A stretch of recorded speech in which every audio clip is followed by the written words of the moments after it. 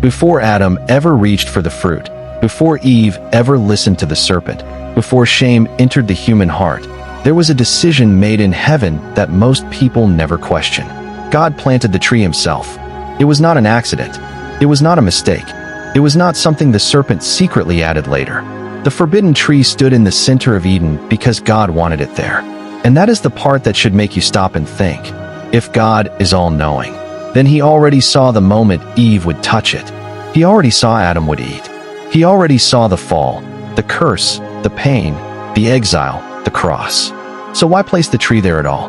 Why allow the possibility of disaster in a perfect world? Why introduce risk into paradise? The answer is deeper than temptation. It is deeper than punishment. It goes to the very reason humanity exists.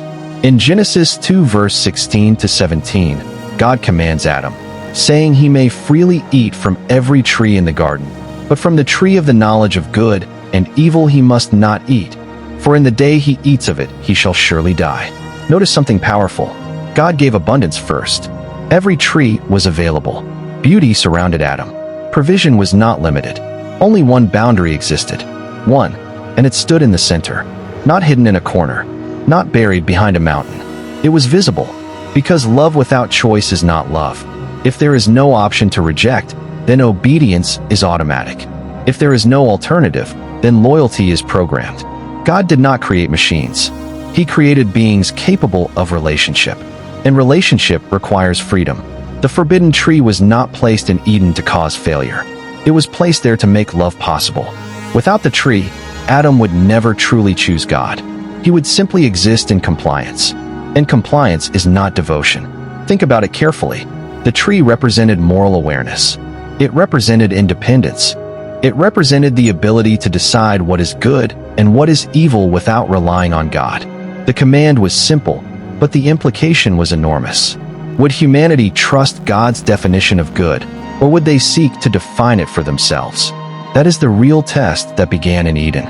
It was never about fruit. It was about authority. It was about trust. It was about whether humanity would live under God's wisdom or pursue their own. And when the serpent appears in Genesis 3 verse 1, he does not immediately attack the fruit. He attacks God's character.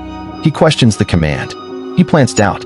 He suggests that God is withholding something good, that God is limiting them unfairly, that obedience is restriction. This is the same lie that still echoes today. The tree exposed something hidden in the human heart, the desire to be like God without depending on God. The moment Eve saw that the tree was good for food and pleasing to the eye and desirable to make one wise, she saw more than fruit. She saw independence. She saw elevation. She saw the possibility of self-rule. And Adam stood there, silent, watching, choosing. The decision was not forced. It was deliberate. That is why the responsibility was real. But here is what makes this even more mysterious.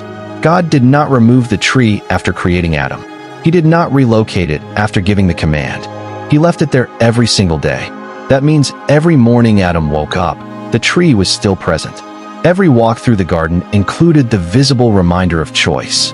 God was not afraid of their freedom. He was not insecure about their obedience. He allowed the tension to exist, because love that has never faced temptation has never proven itself. Now here is the uncomfortable truth. If God had removed the tree, humanity would have remained innocent, but they would also remain untested. Their obedience would be shallow. Their trust would be unproven. The tree gave their relationship depth. It introduced the possibility of rejection, and therefore the possibility of genuine devotion. And when they chose wrongly, something tragic happened, but something else was revealed. God already had a plan. Revelation 13 verse 8 speaks of the Lamb slain from the foundation of the world. That means before the tree was planted, before Adam was formed from dust, before Eden blossomed, redemption was already prepared. The cross was not God's emergency response. It was part of the design, which means the tree was never outside his knowledge. It was within his purpose. This does not mean God caused the sin. It means he permitted freedom. And freedom always carries risk. The moment humanity ate from the tree, their eyes were opened. But not in the way they expected. Instead of becoming gods, they became afraid. Instead of gaining power, they felt shame. Instead of rising higher, they hid among the trees. And in Genesis 3 verse 9, God asks a question that still echoes across history. Where are you? It was not a question of location. It was a question of condition. The tree revealed the human heart. It revealed that when given the choice, humanity would rather define good and evil themselves than trust the Creator. But it also revealed something about God. He came searching. He did not abandon them immediately. He did not destroy them instantly. He clothed them. He covered their shame. Even in judgment, there was mercy. And here is the deeper layer most people overlook. The tree of knowledge was not the only tree in the garden. There was also the tree of life. Eternal life was available. But after the fall, access to the tree of life was blocked. Why? Because eternal life in a fallen state would mean eternal corruption. So God placed cherubim and a flaming sword to guard the way, not as cruelty, but as protection. The removal from Eden was painful, but it prevented something worse. The forbidden tree was temporary.